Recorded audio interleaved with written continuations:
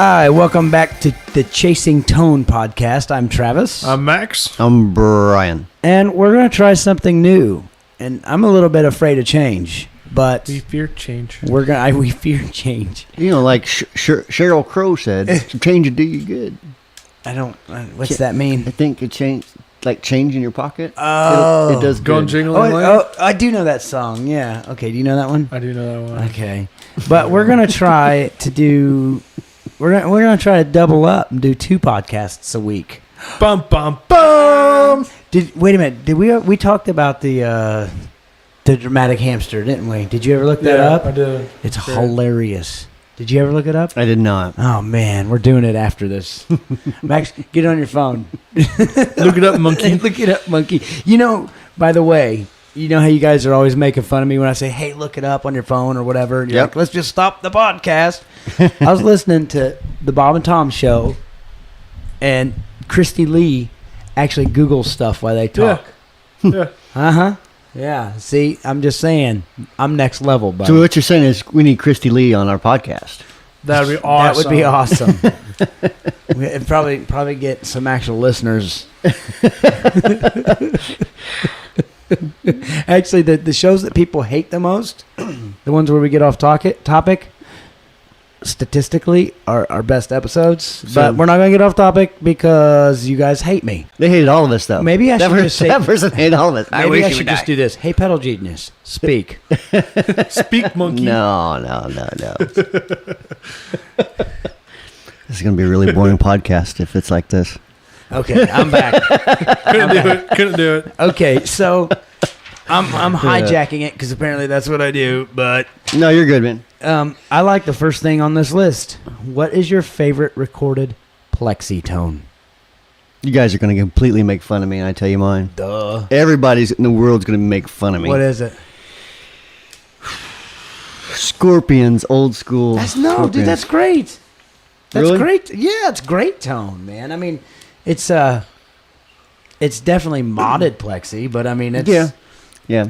You know, but it's Hot rod Plexi, I guess. Yeah, right. Sure. You know that? I do.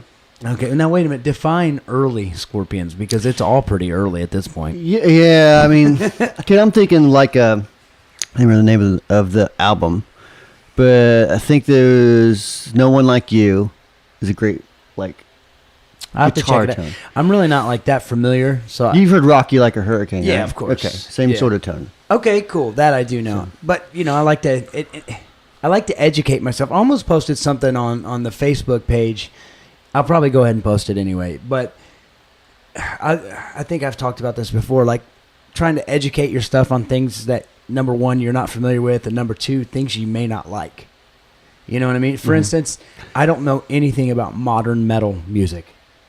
I don't much. I mean, other than like Ola's stuff, I've listened to that. Right. I But mean, like, what's it, Periphery? sure, but no. See what I mean? I don't even know that much. But like, there's a debate going on to where some people are saying that Solid State make for the best metal tones. I've heard that throughout the years, Yeah. in different periods of time. But yeah, Yeah, it And- seems and to go in Randall- like ebb and flow there. right. Randall's kind of been, I think. I mean, I could be totally wrong, but I think they've kind of been like the metal amp, like a Strat is like the blues guitar, Right, and What's the guitar, period? No matter what genre you're playing. but I know like especially like during the Dimebag Darrell days, you know what I mean? But Yep. I'll be honest, I hate that tone except for that style of music. It fit that music. Though. Yeah, it fit him perfectly. But okay, that was a little off topic from the Plexi Tone. No. But yeah, it's like, but yeah, there was an article I almost posted where this guy made a really good argument for like the best metal tones ever recorded. And you know, he went into like, even that wasn't quite metal, but Eddie Van Halen's solo for "Beat It." That's Solid State amp. Is it really? Yeah, if you go back and listen to it, you're like, that's Eddie. Huh. Yeah, because basically he was in the studio. Okay, so do you know the story behind that tune? I forget who the producer is. It's a famous producer. Oh my gosh, that makes the story a little bit less cool. But basically, the producer called in Eddie because they were in the same studio and they were recording the track for Michael Jackson. And the producer came in and said, "Hey Eddie, do you mind coming listen to this? I could hear your guitar solo on this." And And I guess Michael was totally cool with it. And I guess Eddie actually came in and wanted to rearrange the song. Really? And I guess he had some role in the production of that actual tune. Really? And I guess Michael Jackson was totally cool with it because he knew of Eddie. Right. And he was like, here's this rock star who, like, you know, was called in to do a guitar solo. Instead of just doing a guitar solo, like, cared enough to say, hey, what if you put this here? What if you did that? What if you did that? Right. But I guess he just used the gear that was already there, and it was some solid state kind of preamp thing. It may have been like the ADA-1 or something. Isn't that what it's called? Yeah, but that's got tubes in it, though. Does it? Okay, Yeah. so it wasn't that. MP1. Yeah. But no, it's yeah, and you could find the information on the interwebs, but I just thought that was kind of a cool. Yeah, I didn't know that. And I mean, obviously, that's Eddie saying that he had a role in it in the production, but he said that, you know, Michael really appreciated it, which I think that's cool. That's cool. You know, but so anyways, this article makes it. I'll post it on the Facebook page, but it makes a really good argument for metal music, you know, and solid state amps. But okay, off topic. So Scorpions. Scorpion, probably that'd be my like ideal Plexi Tone, I guess. Right, Max. Besides AC/DC, of course. Right. Well, yeah. I mean, it's so classic. That's a given. Yeah, I was just say, it's I think obvious for me. Hendrix it has to be Hendrix. Okay, what tone? Oh man, the whole Axis Bulls Love album is pretty awesome. The one that grabbed me as a kid that was I got a DVD of the Isle of Wight. His live performance there. He was so out of tune there. Though. He was, but like just some of the notes he hit, some of the tone he hit. I was like, that was my first real experience with Plexi Tone. He was actually okay. Obviously, you guys know I'm a huge Hendrix fan. Oh yeah. Okay, I guess he was having a terrible night that night, and if you go back and listen to it, you can hear him struggle with his rig the whole night. Yeah. And it's a shame. I mean, there's some great stuff on that record, but Hendrix was one of these guys that could really walk that fine line of being able to control his feedback. You know. And this, I mean, if you listen to it, it's like the harmonics coming through the amp were just, I don't know, man. Something was just not right with his tone. Because that's like my least favorite Hendrix Plexi Tone, yeah. See, for me, my least favorite. I went from like listening to like, you know, some blues and the Beatles, and that was my first real Hendrix experience. And for me, it was like... Get it? Hendrix experience? Yes. See what I did there? No, but for a kid that never heard that, you know, at like 11 years old, I was like, oh my gosh, this is the most amazing thing ever. Yeah. I mean, mine is obviously Hendrix, but mine...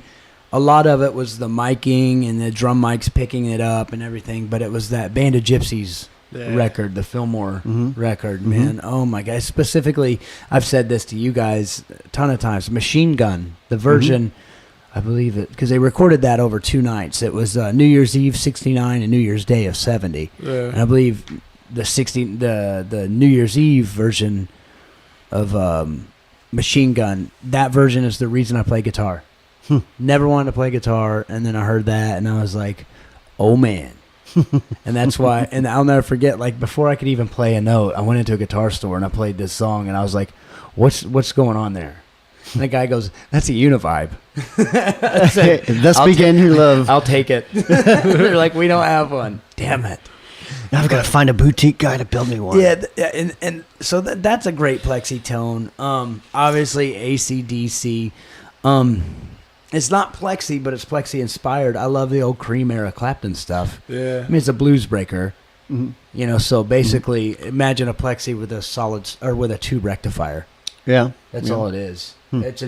Which is basically like, really, that was kind of like a Fender Bassman, just with a different tone stack. Right. You played a Plexi live though. Huh? Played Plexis live. Yeah, but so a lot of the Cream era live stuff is all Plexi. Yeah. Well, I mean, most of it still is blues breaker. Is it? Yeah, because if you notice, he'll have like the combos, or he'll have a JTM 45, which is the head version of a blues breaker, but they look exactly like Plexi. Didn't Joe Walsh use a Plexi on like Rocky Mountain Way?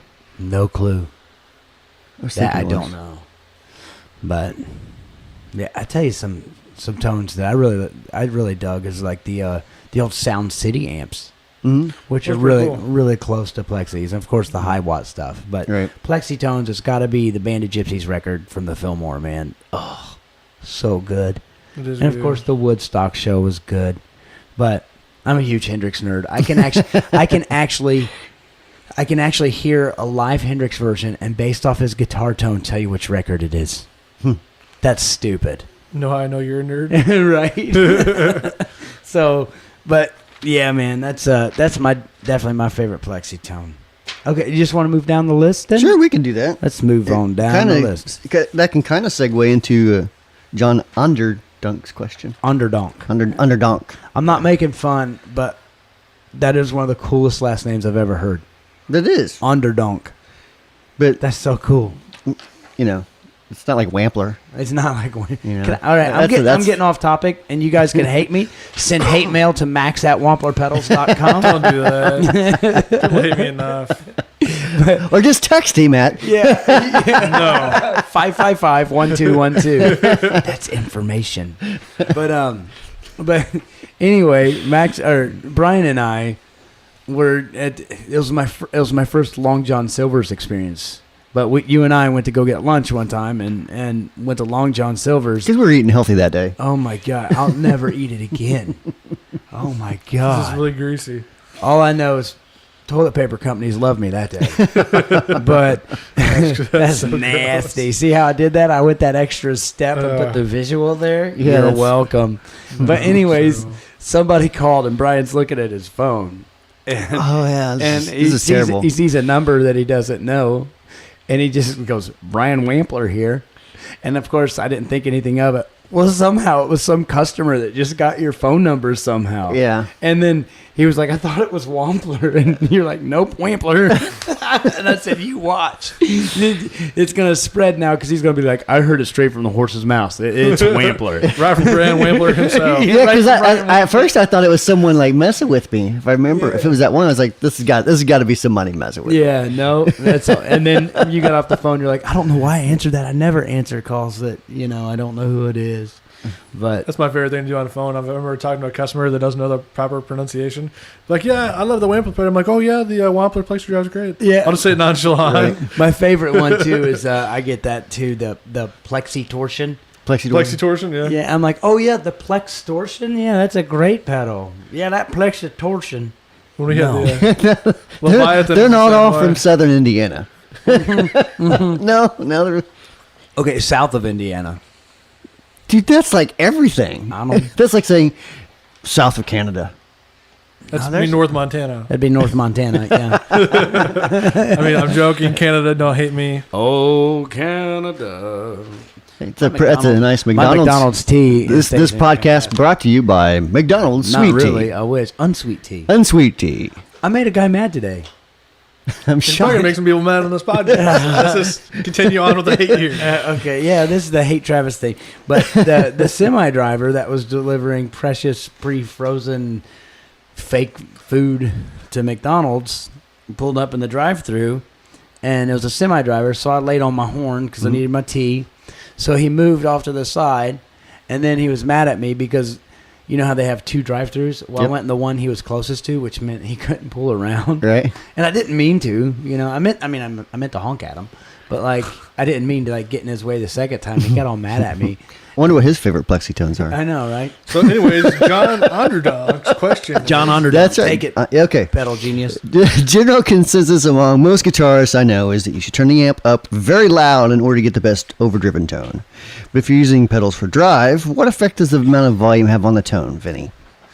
The volume from the amp, what effect does that have on the tone? Okay. So I mean, like, if you have a very loud amp, it's overdriving, and you're using pedals for drive.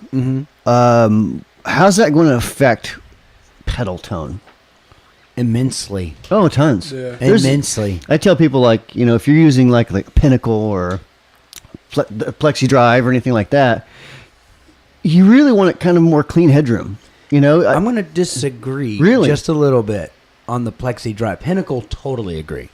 Plexi Drive, if you ran the gain down on a Plexi Drive on a cranked amp, yeah, I can see that. Yeah. But you're right. If you're using it for like if you're using the gain up, it's going to get kind of fuzzy if your amp's overdriven. Yeah. Oh, yeah, completely. But if you're running it at lower gain, it's like kind of an always-on pedal, just to kind of like turn that overdriven amp into a Plexi style amp. Well, that gets kind of glassy when you turn the highs down too, kind of like it's kind of like awesome. a Plexi wood. Yeah, Because- imagine that. Right? I don't know why I designed it that way. It's weird. Well, you know what? I think you just made a tube screamer, and you're like, I'm going to call it a Plexi. That's everything's a tube screamer. Everything. So the Pinnacle, tube screamers. Sovereign, tube screamers. I knew it. Yeah, and if you have any suggestions on that, I can contact Brian at Wampler. Because don't email me about every pedal. I don't know. I'm gonna forward my address to you real quick. Hang on. Okay, so go ahead. So yeah, I mean, my favorite way is to for using. Okay, let me rephrase. Let me back up and restart that. So my favorite way of using overdrive and distortion pedals is with a clean amp. Not like clean like it's barely up and there's no compression. I like to have it just almost breaking up, so you're actually moving a lot of air. I think the moving air makes a huge difference. Which comes down to, I want to interject, but it's totally tone related.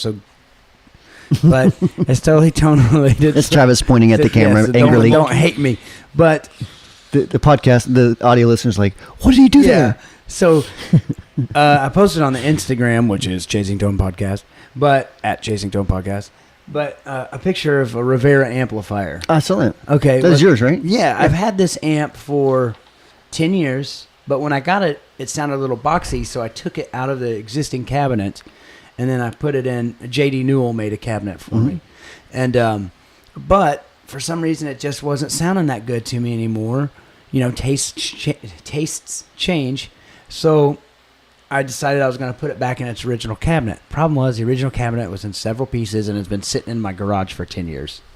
And that's where I used to put my lawn fertilizer, so the amp reeks of lawn fertilizer. But anyway. But if you sit out in the yard, man, you'll have a great lawn. Yeah, right? Green grass. But this is a tip. I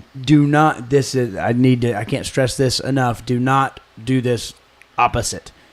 But if you have an 8 ohm output of your amp, you can go into a 16 ohm speaker, right? Correct. Okay, but keep in mind, if you reverse that, you are going to stress your output transformer. You're going to stress. I wouldn't even do it on a vintage amp.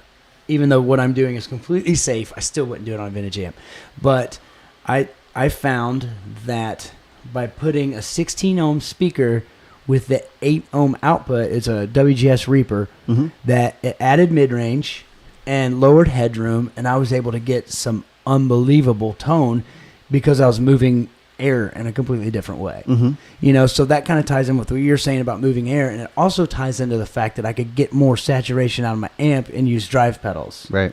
And dude, it's a great tone. I can't believe that I haven't played that amp in so long. Can't believe it, man. And it looks sweet because I got new corners for it. And I don't know if this is safe or not, but I used Windex to clean it and then Armor All to shine it. And it looks I like to take mine out in the yard with a hose. Yeah. Max, my amp's dirty. Clean it, monkey. But okay, a little off topic there, but not that off topic. No, that's good, man. Okay. That's good. So yeah, wrap us up? Yeah, that kind of wraps that up. Unless you have anything to add. We didn't even talk to you about that. No, I'm trying not to be hated this episode. Try not to be hated. Well, you're hated somewhere. I know. Yeah. Somebody out there hates me. I don't like your face, and I don't like the face that it's on. Die, monkey, die. Yeah. So, but what we're going to do, like I said, we're going to try something a little different. We're going to try to feed you 2 podcasts a week, although they may be a little shorter.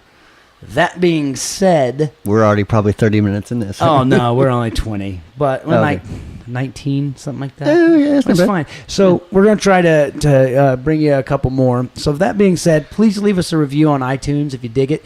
If you're watching on YouTube, comment. Yeah, if you're on YouTube, I mean, we get a lot of great feedback on YouTube. Yeah. I mean, not great feedback, but we get a lot of feedback. Yeah, we get a lot of feedback. I see your comments. But I mean, seriously, I'm cool with the negative stuff as well, because that tells me kind of like people things saying, to ignore. "Don't do this," or "Do this." Right? No, you're right. And the thing is I've told you this countless times. And we are so fortunate in this business that we can get instant feedback. Right. In a lot of industries, you have to have focus groups. You have to have all this stuff that goes down and hire people to analyze all your advertising. With us, we just ask you. Yeah, with us, we say leave a comment, or we go to the gear page. I mean, it's so cool, but no, I don't mind the negative stuff either. Yeah. If anything, I'm just glad I don't get fired. Yeah. But leave us a review. One thing I'd really like to know in the comments to YouTube is if you appreciate multiple podcasts that are a little shorter. Yeah, which one do you want to see? You want to see 2 podcasts a week shorter or 1 longer podcast? Yeah, 1 longer. So that's the question of the week. So also and that also was the QOTW. Boom. Hashtag Q. Hashtag question of the week. Yeah, question of the week. But so check us out on Instagram. Check us out on the face page. Send us emails at max@wamplerpedals.com. Don't do that. Okay, no. No, you can if you need to. Yeah, if it's like, send us your dumbest joke and we'll send you a free guitar pick. A guitar pick. Yeah. As long as you pay for shipping. Don't say that we're out of guitar picks, jerk. No, I got a bunch of guitar. They won't be a Wampler pick. It'll be like Dunlop or something. A guitar pick. Yeah, it's like the factory rejects you buy like in the bags with the printings off and stuff. That's all I use. Seriously, you can buy like a gross of them for $5. Yeah, exactly. And it's so funny because I spend all this money on tone, right? And then the thing that it starts with, the pick. Nah, whatever. I just send fingernail clippings. Yeah. There's my pick. So, until next time, I'm Travis. This is Brian. This is Max. And think about his fingernail clippings.